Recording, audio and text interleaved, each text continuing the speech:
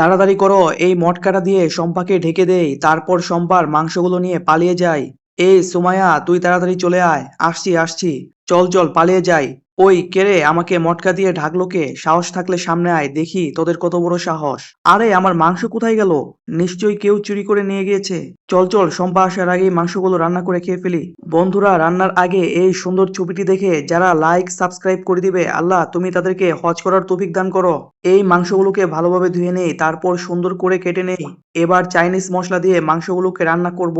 আমার মাংস কে চুরি করলো? চোরকে আজকে খুঁজে বের করেই ছাড়বো। ওয়াও, মাংসগুলোতে কত সুন্দর কালার চলে এসেছে। এবার মাংসগুলোকে বারবিকিউ করে নিব।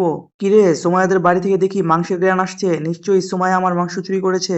দেখি তো। এই নাও, গরম মশলা দিয়ে দাও। কিরে, তোদের কত বড় সাহস, আমার মাংস চুরি করে নিয়ে এসেছিস? আরে শম্পা, রাগ করিস না, অনেক মজা করে রান্না করেছি, খেয়ে দেখ। ঠিক আছে, এখানে 2 পিস আছে, আমি একা 1 পিস খাবো, আর তোরা দুজনে 1 পিস ভাগযোগ করে খাবি। আর মজা না হলে তোদের খবর আছে। আম গাম গাম। চল বোন, তুই আর আমি দুজনে একটা ভাগযোগ করে খাই। আরে সুমাইয়া, তুই তো অনেক ভালো মজা করে রান্না করেছিস।